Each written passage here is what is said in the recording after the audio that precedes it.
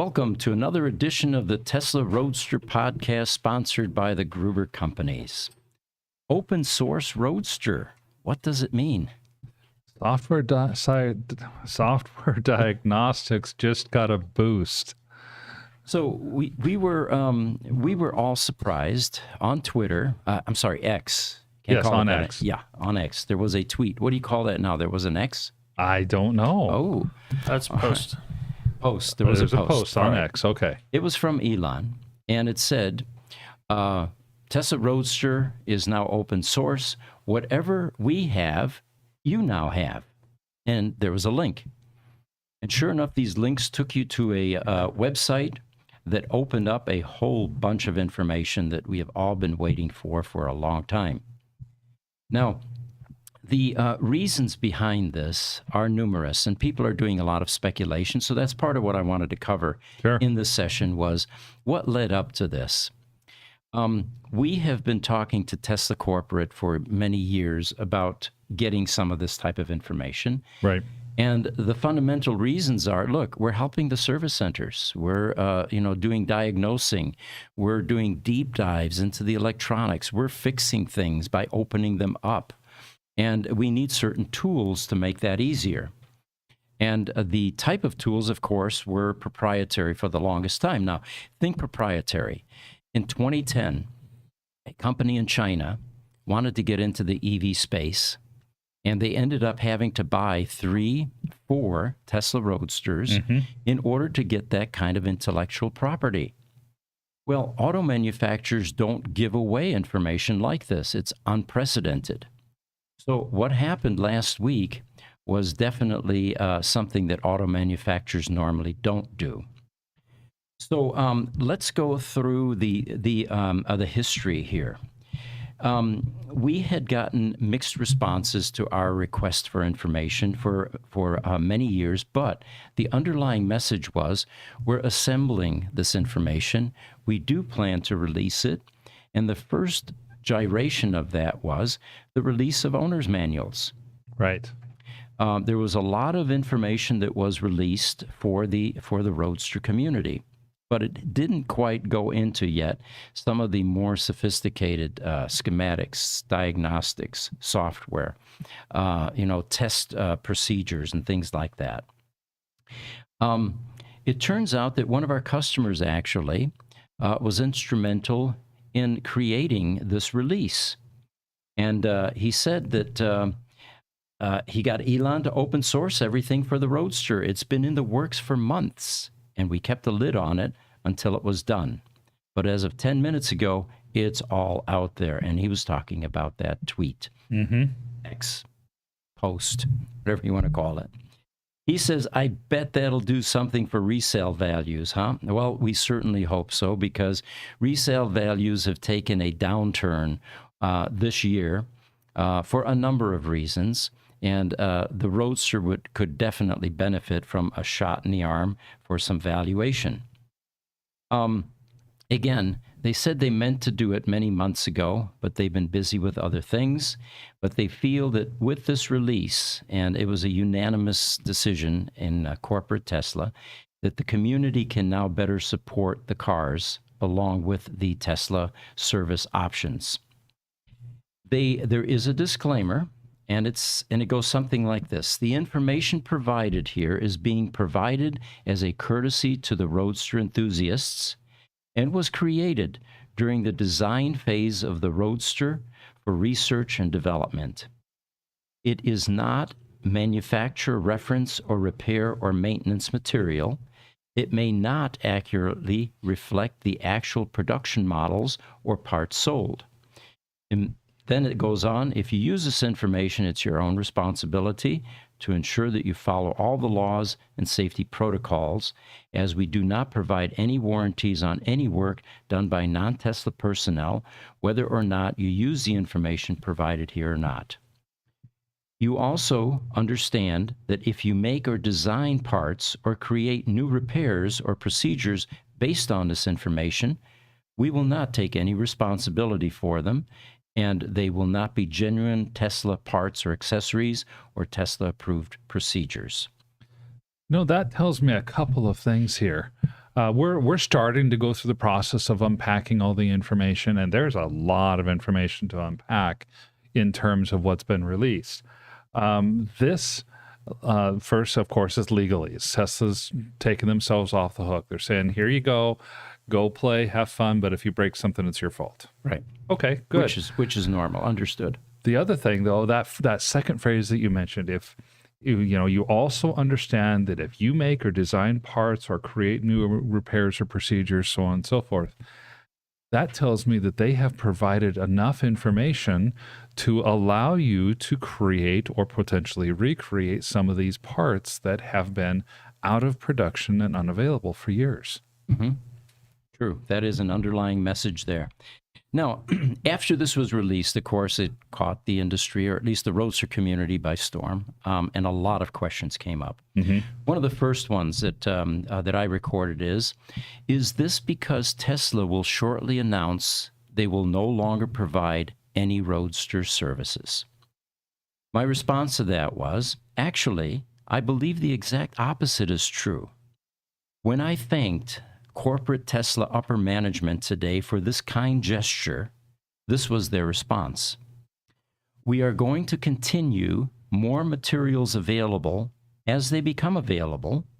Our commitment to helping our Roadster customers, either directly or indirectly, is unwavering." And then happy Thanksgiving to you and the Gruber team.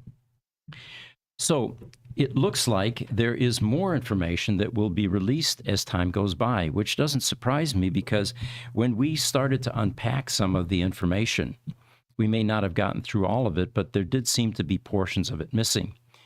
And the reason that we're very familiar with that, we've been reverse engineering for many years, recreating schematics, recreating test procedures, because that's the only way that we can repair this type of product, the electronics in the Tesla Roadster. Right. Well, for example, we've had some issues in the past trying to reverse engineer the battery, the BSM boards. Mm-hmm. We have been more successful reverse engineering the HVAC controller and figuring out some of the things that go wrong with that.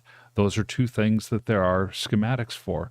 The switch pack, however, which is another thing that we have started to reverse engineer because so many of them are failing, is something that I did not see a schematic for yet. Mm-hmm. But there are many engineering schematics out there for different electronic parts on these Roadsters, and that's wonderful news for the Roadster technical service community.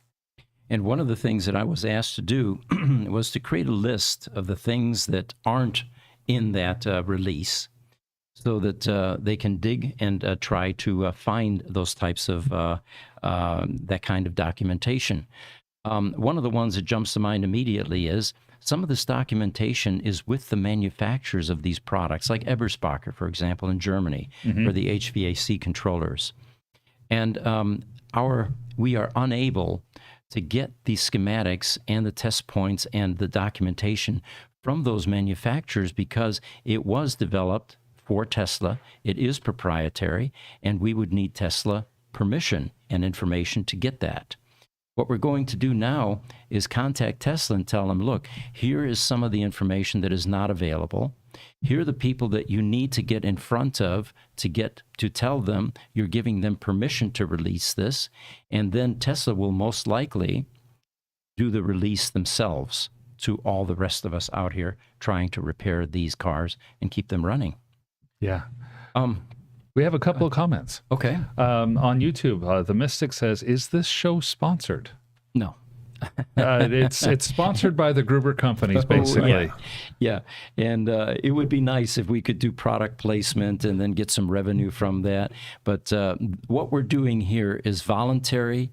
It is drawing red ink. It is underwater, and we're doing it as a service to the communities that we are involved in.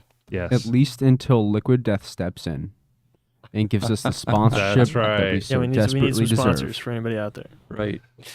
YouTube, Mike Aldea. Welcome, Michael. He says, I wrote some of the battery procedures. The ones I remember writing is in the sheet removal and install. I did see you mention that, and yes, it looks like Tesla has released some of the information that Michael had created. and that would be ESS pack related. Yes. On YouTube, Daniel Besmer says in Switzerland, we still have excellent support from Tesla for the Roadster. Very true. There's a company there in Switzerland as well that is doing Roadster repair, and the feedback that I get is that they're getting excellent cooperation from Tesla. Germany is another one. And, Tesla realizes that the Roadster is a very tiny subset of everything that they do these days. Right. And people like us out here that are committed and passionate about keeping Roadsters running are of great value to them. So I do not see any kind of adversarial relationship. And, the reason I point that out is we've got 4 businesses, actually 5 here, and one of them is in critical power, and we have OEMs there as well. We've been working with those guys for 40 years. We don't get any support from them. They see competitors as adversarial. They see them as an unnecessary element, and they would like nothing more than to squash our type of activity because they want it all, from service agreements to part sales, but they do like us selling their product. Oh yes, they like us being their. They like to have us as their salespeople. Right. To them, it's a no lose. We get the sale, but they'll take everything else. And it does not work, not like what the cooperation that we've developed with Tesla over time. And so Tesla is a refreshing change. We're not used to it, and we're enjoying the partnership that we have with Tesla. And, everybody realizes at the end of the day, the market is way too large for us to fight over these crumbs. And if we're providing a better, faster, speedier service, why not? It services the community. It makes the customers happy, which are then more likely to buy that next generation Tesla vehicle. Yeah, that's watching the evolution of our relationship with Tesla over the years has been remarkable, where it has gone from you having a conversation with Elon where he says, look, this just doesn't move the needle, to Tesla consolidating their Roadster service centers so that the ones that do service Roadsters can do a better job, to getting the next gen battery pack out in 2020.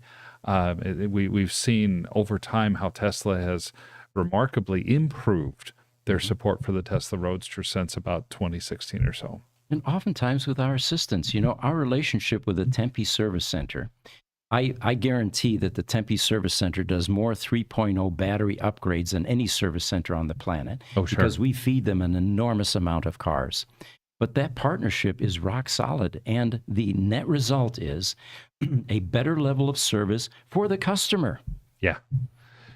Question from TikTok, Van Goat Wagon. Welcome back. He says, does Tesla ever have or ever had a beef with Gruber? The simple answer to that is the first indication that we had with Tesla was confusion. Yeah. How are these guys able to do what they're doing? How are they able to repair the Tesla Roadsters to the level that they do without us supplying them anything? No documentation, no schematics. That's right. And the simple answer to that is we've been playing in the critical power world with the same restrictions, the same, the same hampering, in that we don't get schematics from the OEM. So what we've learned to do extremely well is reverse engineer. We can recreate the documentation, and we did that with the Tesla Roadster initially. Then Tesla, once they got past their confusion, they realized there's a basis for synergy here, for partnership, and that's how successful businesses operate. They don't go adversarial and very myopic positions. They begin to explore the synergies available between companies. And that's exactly what they did. We were selling them parts. Then they developed the Roadster buyback program. We shared tech tips with them. And the reason we're extremely important in that equation is we see the Roadsters aging. We see the problems 10 to 15 years down the road. And we see lots of them, and we come up with solutions. Well, and we're seeing problems that the typical consumer or typical Roadster driver isn't going to know how to explain. All that a Roadster driver can go to Tesla and say is, well, my PEM is overheating. Yeah, or it's making noise and a clicking noise. Yeah, it makes these clicking noises, or, at best, I'm getting this particular number on my display, where we can go in and say, hey guys, the PEM overheating is a problem because your insulating material is decaying over years and it's going to need to be replaced. In fact, you're going to need to replace it on a regular basis, because we see that you're using the same capacitors or the same type of capacitors that we see in power modules that go into UPSs. And in that application, they wear out over time. So in your application, they will as well. So there is a strong partnership. And again, the customer and the community is what benefits from that.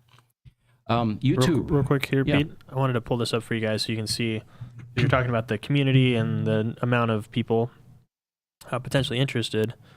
I found the tweet from Elon where he released everything, and it is now up to 15.7 million views, and it's over 91,000 likes. So that's less than 0.5% on the conversion rate, on the engagement rate. But considering the fact there's only 1,500 Roadsters in the world, 91,000 people liking it is pretty significant. It is, yeah. Yeah.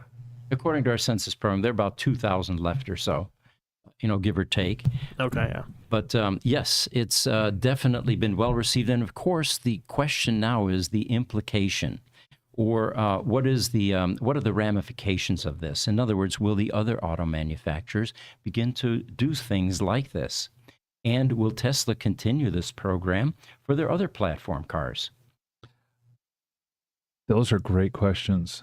At the same time, you've got a legal environment where states are passing right to repair laws. And now Tesla all of a sudden looks like they're the genius in the room. They're the ones that are starting to share information so that people who want to repair these cars can do so. And the repairs are not limited to the manufacturer. Okay, Ford, General Motors, Honda, Toyota, it's time for you to come to the game. What's going on? The dealers will start screaming. That's my prediction. Oh, yeah. But the right to repair movement is gaining steam in the automotive industry. Yeah. And it's been kind of surprising to me to see, but it's happening. YouTube, Rolling Stonks, looks like Roadster owner, says, I recently tried doing a Roadster annual on my own. What that means is every year you have to do certain things to a Tesla Roadster related to the PEM, especially because there's a little vacuum cleaner on the bottom of the car that was an afterthought that sucks up dirt, leaves, and debris and fills the IGBT heat sinks in the power electronic modules, overheating the transistors or the PEM. So these are usually done at the service centers, but there are some brave owners that tackle this themselves. So he said, I tried doing my own Roadster annual, but when it came time to lift the PEM out of the car, I had to give up because it was way too heavy. Our staff here always uses 2 people, one on each side, to remove the PEM out of the car. So if you have a neighbor or, a strong nephew, yes, there's certainly some help there available for you. And if you go to our website under services, under Gruber Motors services, we have a list of items that need to be performed during an annual preventive maintenance on a Roadster power electronic module. And that should help. TikTok. Brooklyn Staten says, what's the deal with the sunglasses? We get that question almost every podcast, and we will reveal that at some point in time. That's and it right. usually initiates a sales pitch for sunglass cases. Richard? That's right. Just right on cue. So we don't have the answer for you just yet. We can't tell you why we wear the sunglasses, but what we can do is offer these sunglass holders. They're made out of genuine leather. They are scratch resistant, right, Mark? Yes, they are. They have the Gruber Motor Company name engraved on the back as well. That's right. And if you want your Roadster's VIN engraved on the back, you can do that as well. These are $79.99 unless you use code Richard or Aaron, and you get 10% off. So there you have it, and we will do a video one of these days that reveals why there are always sunglasses involved in any Gruber video production or podcast. And Pete, here's the... There we go. There's the checklist. Yeah, thanks for bringing that up. Anyone that is tackling their own preventive maintenance or their annual preventive maintenance on their Tesla Roadster, this is the list that you can follow. We actually added one item on here, which is taking the shroud off of the drive motor. We had a customer, and we talked about this in the last podcast, that had consistent overheating problems. And the Tesla Service Center in Tyson Corners actually found this, took off that shroud, and it was full of leaves, dust, and debris, creating a thermal blanket basically for that motor. So we added that to this list. And that's probably something that you want to do every few years rather than every year, but if you want to do it every year, that's fine too, I guess. Definitely. We have some pictures here I want to throw up, Jesse. One of them is PHO files. And this just shows you the depth of information that was released. This is on the GitHub site, and maybe you can describe GitHub for our viewers. Oh, absolutely. In the world of computer information, especially public domain type of electronic commerce, there is an agreement called the the GNU agreement. It's and the GNU is like a general usage agreement for items that go into the public domain. The place where programs and documentation and things of that sort get placed when they go into a public domain is a site called GitHub, GITHUB. And it is easily the most popular repository for all things public domain for programs or documentation. Mm-hmm. So Tesla has put the technical documentation for the Roadster onto a GitHub site, which it's well protected, it's secure, and it's openly accessible to anybody who wants it. Mm-hmm. So one of the things that Tesla did here was, if you notice on this image, you'll see some .pho files. Those are Gerber files. So what a Gerber file is, it is a roadmap, just like the old road maps, actually, of the etches that are on a circuit board. And what makes this so valuable is, in our reverse engineering efforts, some of the boards are multi-layer boards, which means that you have real estate on many different layers on the board that is invisible. So reverse engineering becomes a real time-consuming, difficult process of taking readings from point to point and trying to decipher where that etch is running in between the boards. Yep. What the Gerber plots give you is the actual real estate, the multiple maps that are layered on top of each other, so you can see where those components are getting connection from or what they're connecting to. So they release some of these. Another image, Jesse, is the schematic-HVAC. And bear in mind, we're still unpacking this information. We don't know everything that's out there yet and how it relates to all the reverse engineering that we've been doing for many years. This is your typical schematic. Sometimes these are wiring diagrams, or they actually show components. And this is very important because if you have a fault in the car, you can now go to that device and then trace the signal all the way through to see where it's being distorted, where it's missing, or not available. So this is, again, invaluable. This level of reverse engineering was easier for us than the multi-layer boards. And then finally, we have schematic-VDS. VDS in a Roadster stands for Vehicle Display Screen. And what they're showing here is the first step in doing a reverse engineering process is you have to identify your BOM or your bill of materials. Where are the chips? What are the chips? And sometimes we use microscopes because these chips are surface mount. They're very tiny. They're covered with a conforma coating, and it's very difficult to see any manufacturer information. So we look at this stuff under microscopes.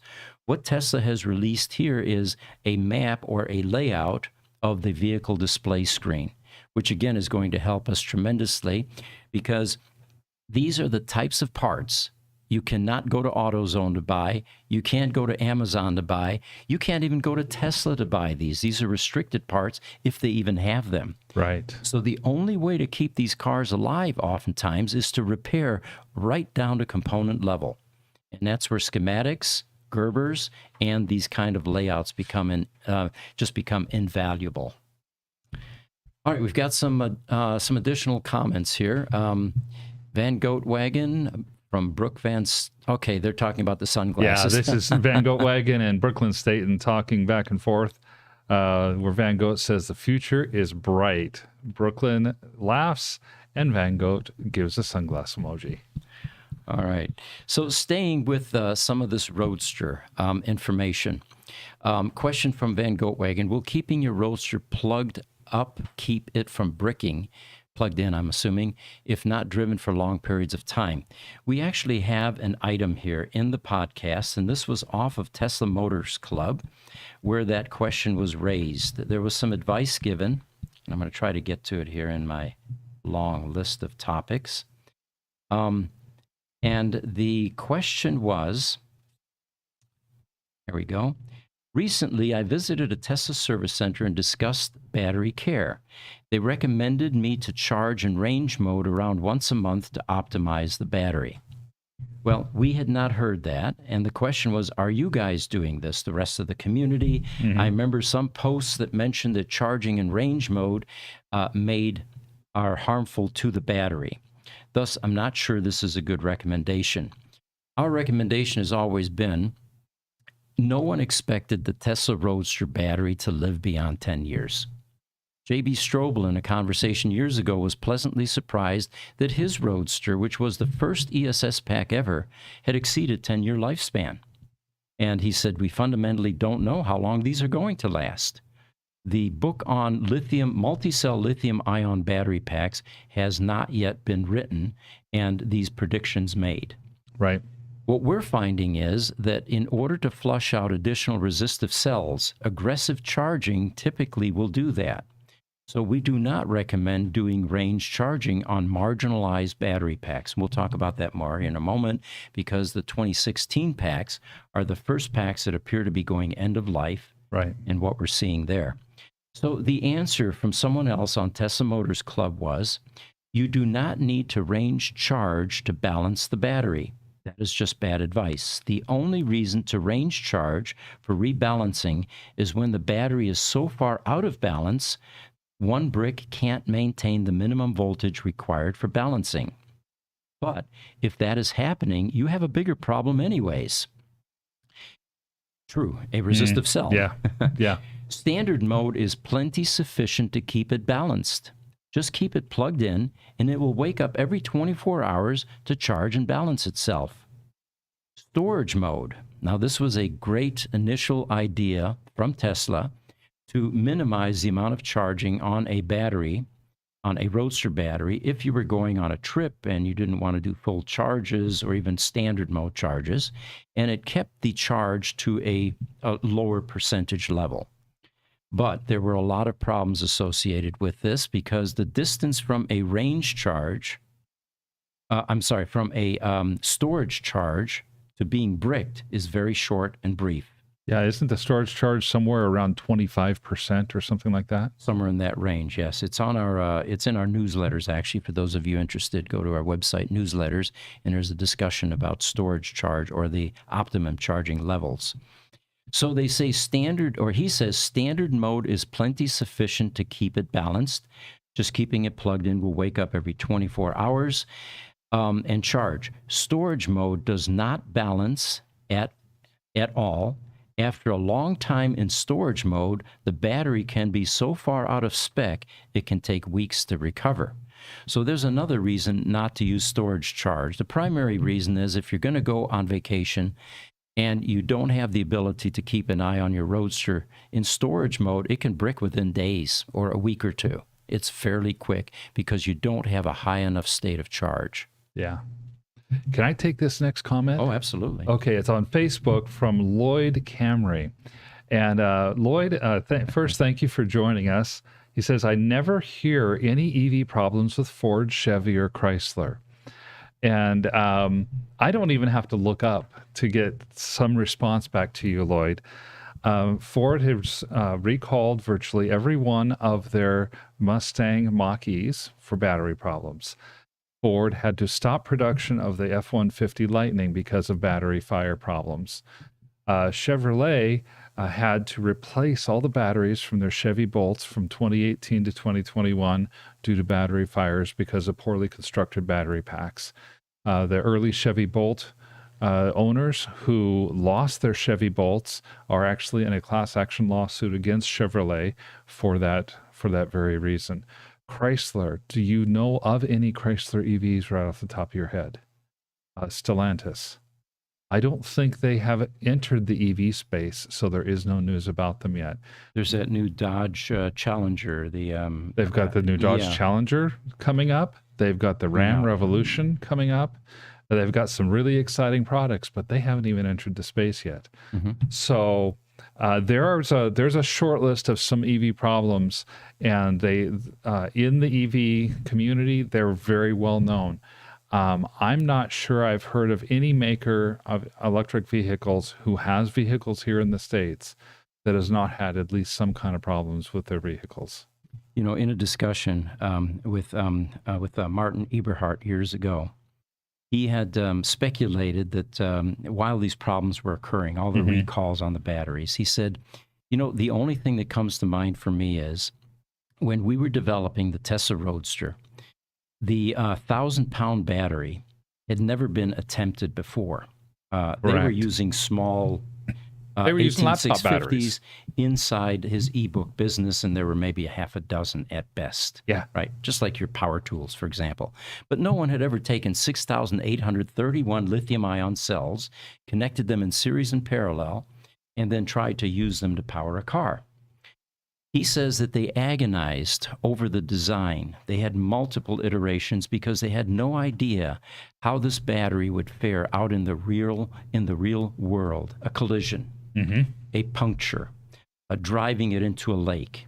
So he felt that they overcompensated in a number of different categories to make sure that it was as safe as possible. And actually, Michael Aldea can probably attest to this.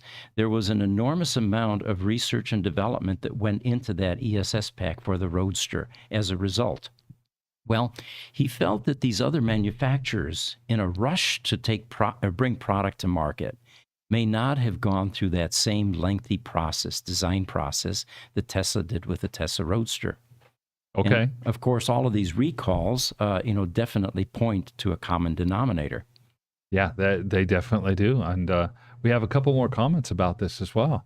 I'm going to jump down to Abdel J. Torres on TikTok, who says, I work at Ford, and I haven't heard anything on the 23 EV.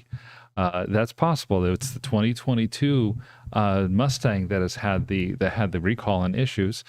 And the fact is, Ford's doing a great job of getting their vehicles fixed and getting their problems fixed permanently so that they don't go forward.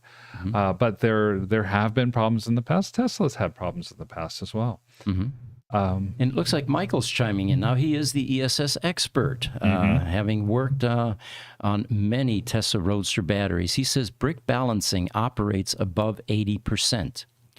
The bleed resistors will bring down all the higher bricks to about 0.015 to 0.020 volts delta between voltage minimum and voltage maximum, and will correct about 1% of the imbalance a day. Thank you, Michael. That's great information. A very great technical presentation. Well, and a standard charge on a Roadster, does it go above 80% or does it go to about 80%? Michael, is it 80 or 85% in standard mode charge? We'll have to wait till he chimes in. Yeah, we'll wait till he chimes in because I think it's closer to 85, but I don't know that for sure. Yeah.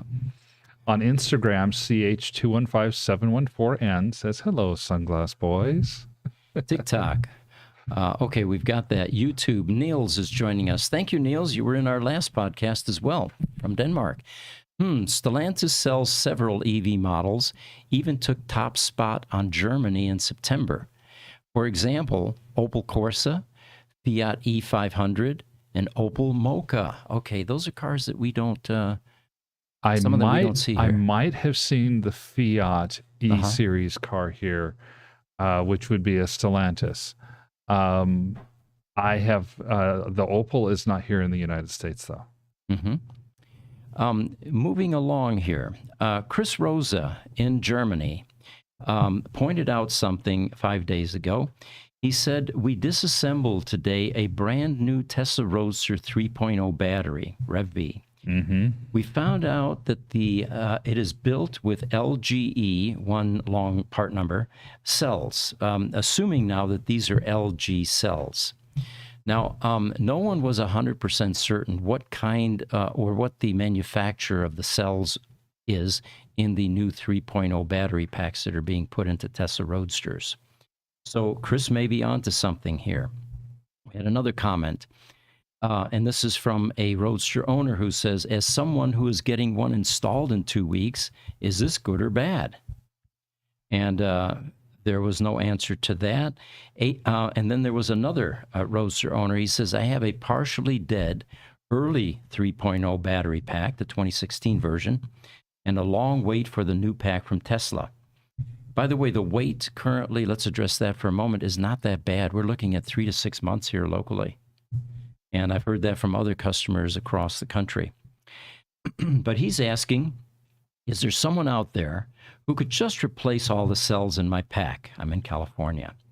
Well, the difficulty there is it's not like a flashlight where you can open up the back of it, drop out a couple of cells, and slide in some new ones. Mm-hmm. These cells are actually encapsulated in a thermal potting compound with bonding plates that are ultrasonically welded on both sides and a number of connections. It would be destructive to try to remove any of the cells in the sheets and probably damage the cooling jacket that touches every single cell. So no, there is no easy way or any cost-effective way to replace the cells individually. The best fix for that is, of course, replacing it with a 3.0 battery pack. Now, staying with that concept for a moment, we have another customer that has one of these 2016 packs. And what the symptom is, they get a squishy pedal feel. Mm-hmm. In other words, it doesn't respond right away. There's even some latency at times. You try to step on it, and it actually slows down a bit before it begins to take off. And the top speed is limited, and the power is nowhere near what it used to be. For those of you with a 2.0 Roadsters, you have your kW meter on the right, and during a 100% throttle call, which is where you mash the accelerator, can't call it gas pedal anymore, it should go down to 200 kW. Well, these 2016 cars barely get to maybe 100, 120, somewhere as low as 70 kW, and it just doesn't have the power it used to. In his particular case, he says that the car now is struggling to get to even 70 miles per hour, so his freeway days are gone. Yep. And we had one customer in the Malibu Hills that actually could no longer drive the Roadster to his house because it couldn't make it up the hills. So the progression now with these 2016 packs is they will continue to lose power and eventually become unsafe to drive if you're doing any freeway driving. Right. But the only fix for that pack is a complete replacement. All right, Michael Aldea says he doesn't remember whether if it's 80 or 85% for the balancing to kick in. He says, I'm used to working with standalone battery packs, so I would use a recovery charger a lot, which doesn't have the different modes a vehicle would. That's true. Yeah, if you're doing a trickle charge, it will accept the charge regardless of what the state of charge is. Right. Yeah, so we're not certain. If you guys want to know, I don't have it in front of me here, but on our newsletters on our website, there is a discussion about charging, and it will tell you what that percentage is. And I think it is toward the higher range, 85%. Yeah, I think it is toward the higher range on standard mode. And so it's we know from experience that putting a car on a standard mode charge is enough to balance out the battery. Mm-hmm. When we do battery repair work, we see that over time. We will repair a battery that has a resistive cell, and of course it has to go, the battery has to be charged and balanced. We do some proprietary charging to start with, to get it to where the car can begin to accept a charge, and then we let the car do all of the heavy lifting or all the work toward the end. So whether it's 80 or 85% doesn't matter as much as knowing that standard mode is high enough to cause battery balancing to occur. TikTok, will Hashimoto be able to recover financially? User with a lot of numbers after it. And Arcimoto is an Oregon-based EV company, and they encountered some pretty severe financial distress about a year ago. I have not heard much about that company in the news. So I got something here. I'll pull up the Sure. thing. Thank I you, don't Jesse. know what is going on with it, but here's the 6-month. So the last 4 days, it's just skyrocketed for some reason. I can't find any news. I'm still doing research on it, but there is one person who has forecasted them to have a share price of $140. If true, that would be, some 15,000% return on investment or something like that. All right, we've got a couple more questions here, and then we'll go into some more of these news items. The YouTube, Lucas MG says, since the failure rates of the batteries are at 1%, Tesla could offer a $2,500 a year warranty up to 300,000 miles and could make a lot of money from it based on the fear of HV battery failures. There's actually an independent service organization in North Carolina that had put together a Tesla battery warranty or extended warranty or insurance, basically. He's gone dark recently, so we don't know how that's working out. But there's definitely a business opportunity there. I think that anything that you do, you'd have to very carefully look at the numbers and look at the risks and do some risk management. Yeah, I think anyone who does the risk management properly has a chance to make a lot of money. The real question becomes those either black swan or bluebird events. The 2016 battery packs for the Roadsters that's definitely a black swan event. That's a terrible thing that happened to a lot of Roadster owners over a time, and that will very quickly bankrupt a company that's not extremely well funded. Right. And then you have this other ingredient, which we didn't get to talk about in the last podcast. Battery prices are coming down. Yes, they are. And they will probably continue to do so as the newer chemistries begin to kick in and the volume continues to increase.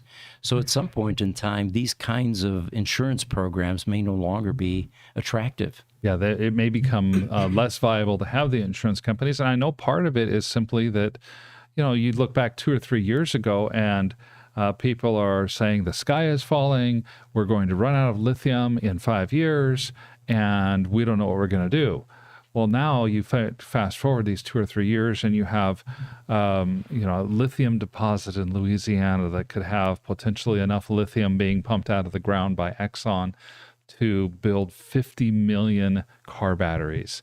And that's not even as big as the lithium deposit in Nevada. That's such high-grade ore that it's considered, in many cases, the ore in the seam of lithium is so high-grade that it's as though it had already been through the first refining process. And those are just in the United States. You've got lithium in seawater. You have still the large lithium deposits that are being discovered and developed in South America and in Australia. And of course, China still does the lion's share of lithium batteries. So staying with for a moment just the Tesla release of the intellectual property and open sourcing, there is more to come. So that's the bottom line. It'll be interesting to see what else is released. We'll continue to report on that. We'll continue to report on what we've already amassed and what may be missing. We'll also let Tesla know what is not in that batch that would help independent maintenance or help owners.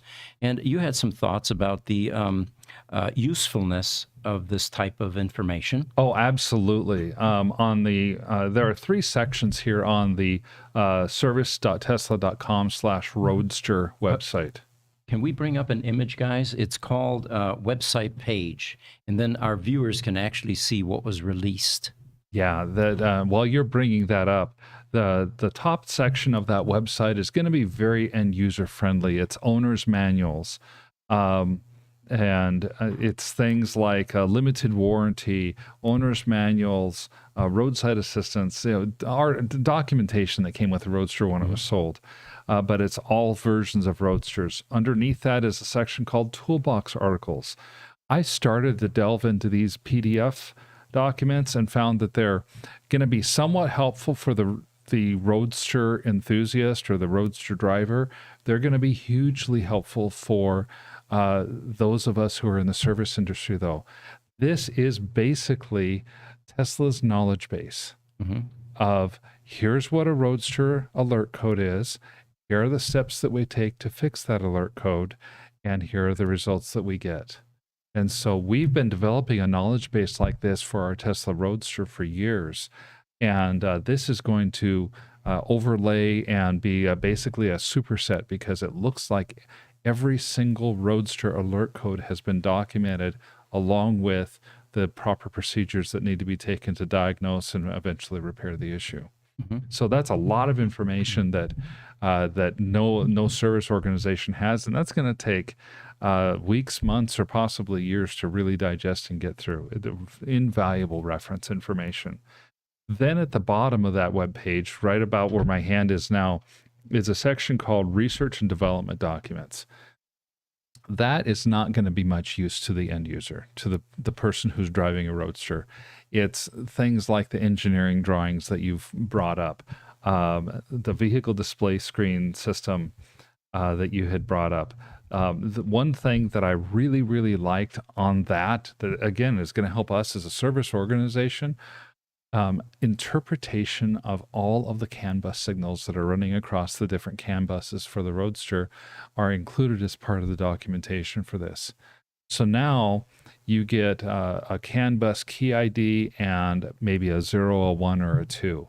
Well, we can now look up what that key ID is, what it means in English, and what the 0, 1, or 2 means. And that's information that we didn't have before. So it's service organizations. I equate this to finding a treasure chest full of gold and jewels. It is so good for us. One of the questions that was asked by one of our Florida customers, does this mean there are going to be some additional independent service centers now opening up? We have to temper that with the fact that the Roadster population is very small.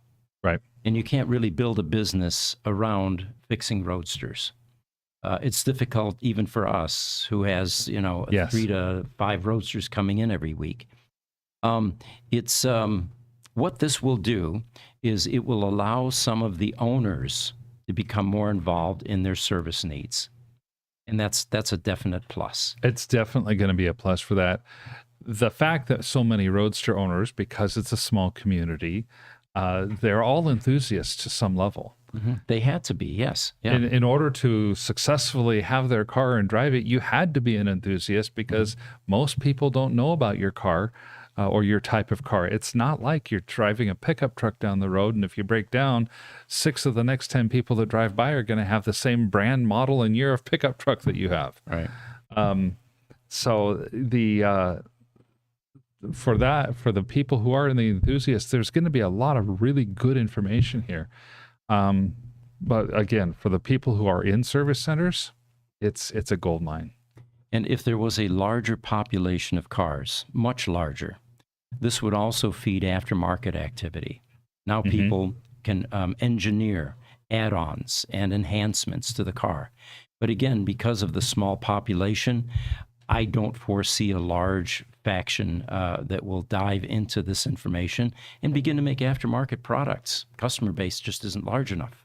Yeah, if this were the Model S, or especially if it were like a Model 3 or Model Y, then you would start seeing after the market be large enough for aftermarket replacement parts that are non-Tesla made to go into play. Right. I think Niels is already intuitively aware of what our plans are, which is would importing the Roadster documentation into a large language model be an advantage for you? Absolutely. Oh my gosh, yes. We are. We already have what we call a knowledge base for the Tesla Roadster, and every day there's information fed into that from actual service activity. This kind of information just augments that on steroids, and it will become far more powerful and far more effective and faster to resolve problems. We will definitely be looking at the best ways that we can leverage this information. You know, just a side note here, I took one of the managers, one of the call center managers, and I held up my cell phone, which now actually is able to use voice commands with ChatGPT 4. Yeah, well, Jesse hooked me up with it, but it's pretty cool. So I did. I'm not going to bother you with turning it on. It's going to take me a while to get there, but we have service agreements with customers, and not every customer renews every year. So I asked ChatGPT for the voice version. We have a customer who's been loyal to us for years and renewed his service agreements, and suddenly another vendor came along that was a lower price, and this customer went with that vendor. How should we react? And both of us were spellbound for about 5 minutes or so as AI gave us all kinds of ideas how to handle that. And it even went into the psychology of the customer, in that you don't want to make them feel guilty that they've dumped you, you know? Yeah. And there was a 5-minute dissertation that is going to make our call center account managers infinitely more effective. It made me and the manager more effective. We got great ideas out of it as well. So I guess my point there being is AI is definitely a great tool for business.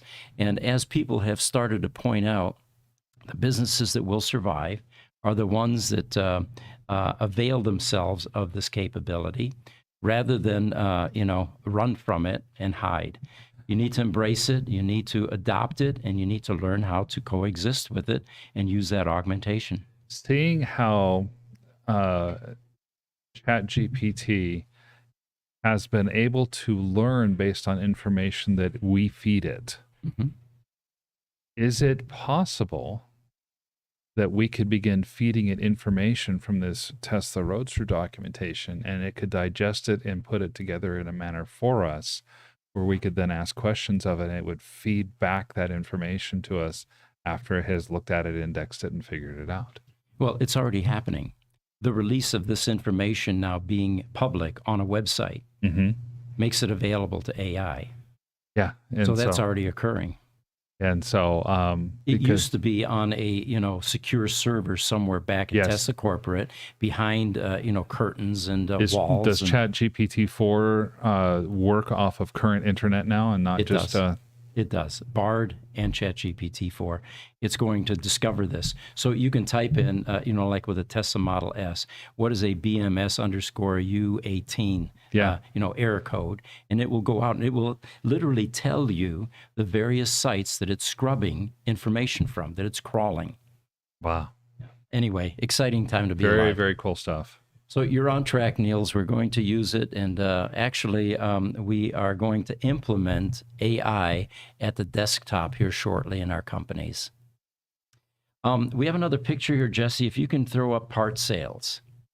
We announced a few weeks ago that the Roadster matchmaking site lends itself to selling parts along with cars. And by the way, the cars right now, there are a number of them listed out there. The prices are probably higher than they should be for this market, but we're expecting a recovery. And don't let the price scare you. If you're interested in a particular car, we will unite you with a seller, and you can discuss pricing, make an offer, those types of things. But this image here shows some Tesla Roadster parts. We put these out there, and they sold the same day that it was posted. In fact, we had multiple requests. So those of you that have larger items, and we don't want to sell a $20 item on this matchmaking site, but if it's something like this, and I think these sold for $250, which is probably on the lower side of what we would accept, a charger, $1,000 charger sold just the week before this. If you have Roadster parts, that Roadster listing service has a large community that follow it. There are 428 pre-qualified Roadster buyers out there now. So you're going to get some visibility with any items that you have for sale. Feel free to email them to us at ev@gruber.com. We'll post them for you. And again, it's completely free. We are not involved in the financial transaction. It's one of few things in life that is totally free without strings attached, and we're glad to do it for the Roadster community. That's right. Niels is chiming in. I'll let you read that while I go to the next one. Okay. Niels has chimed in and says, such a large language model might fit on a phone. Would it be an idea to give all Roadster owners a copy, or maybe put up a command line on your website to accept owner questions by speech? Is your added documentation open source too? If you weren't in Denmark, Niels, I'd hire you.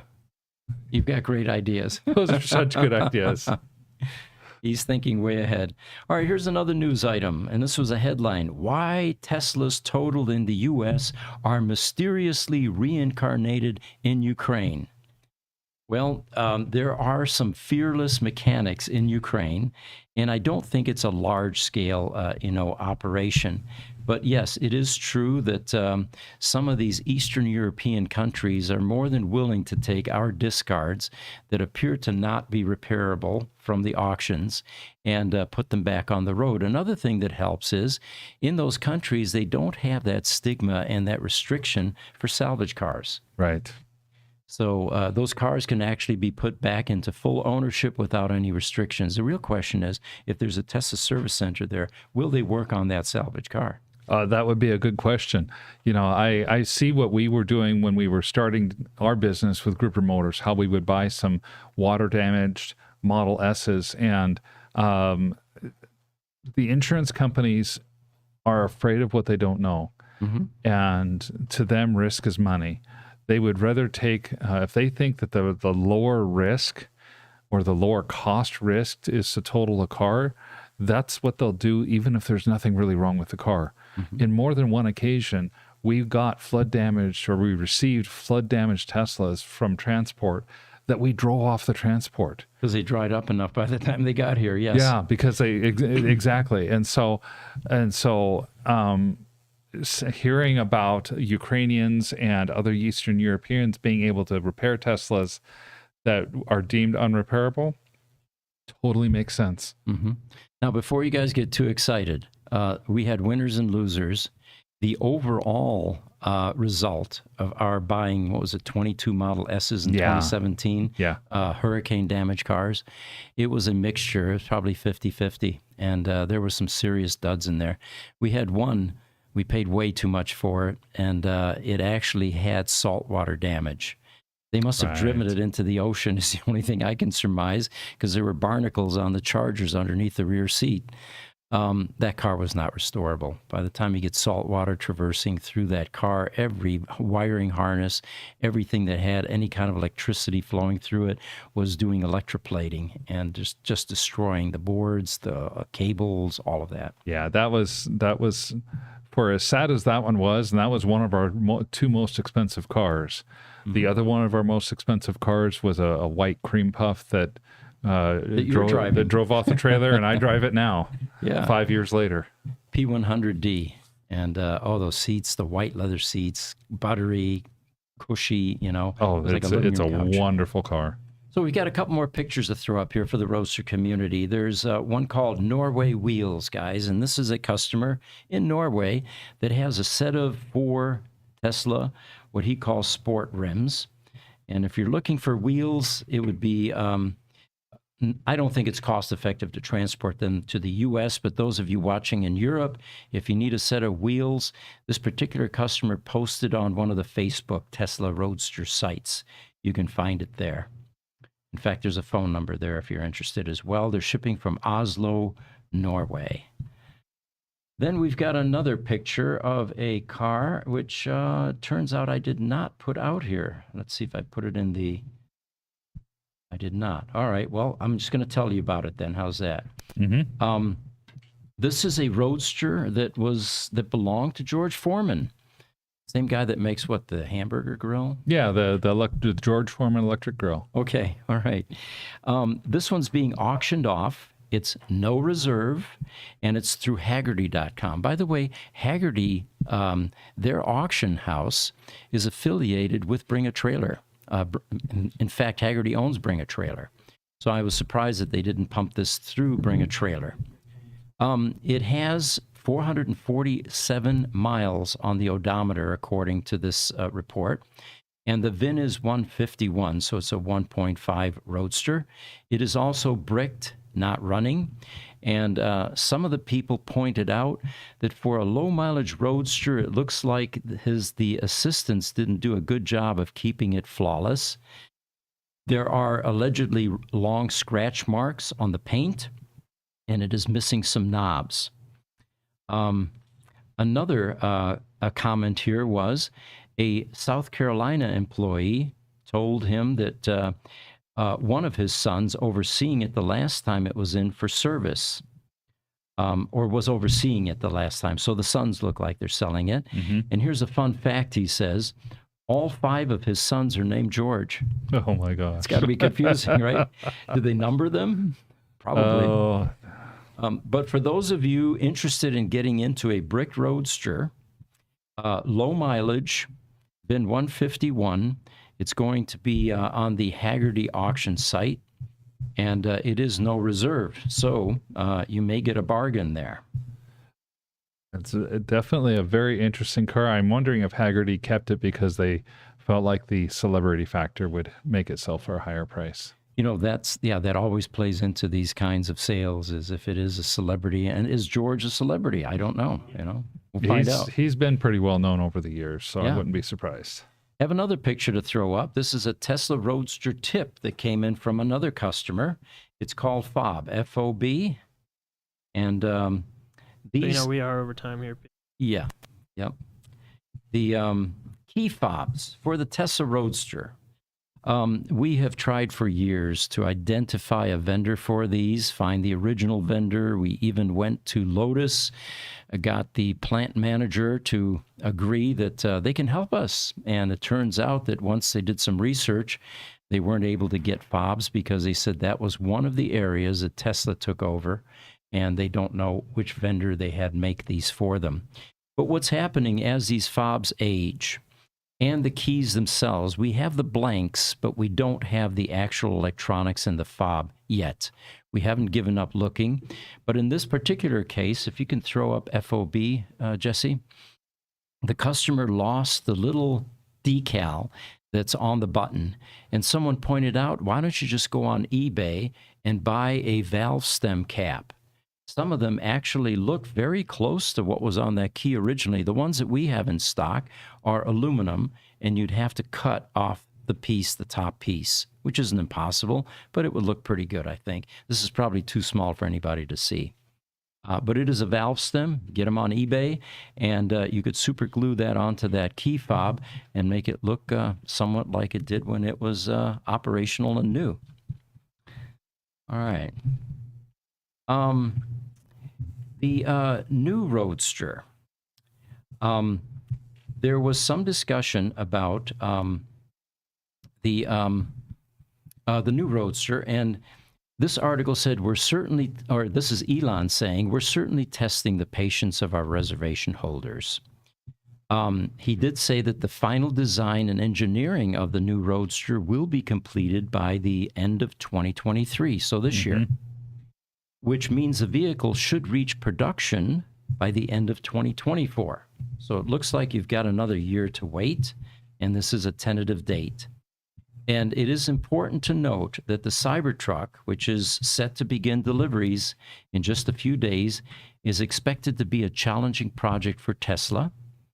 Tesla, they said, or Musk tempered expectations for the Cybertruck during the Q3 earnings call in October and said it could take 18 months for Tesla to ramp production. They also are working on the $25,000 Tesla vehicle, which is in development. And again, it's all about priorities, guys. Are they going to build a hypercar, the new Tesla Roadster, or are they going to focus on the revenue-generating portions of their company? Remember, with the Cybertruck, there are 2 million reservations, and they're not going to be able to get anywhere near that kind of capacity, even within the first 2 years. Right. So the question is, will the new Roadster come out? And if so, when? 2024 is targeted at this point. I'm one for voting on the later date. Okay. Past 2024.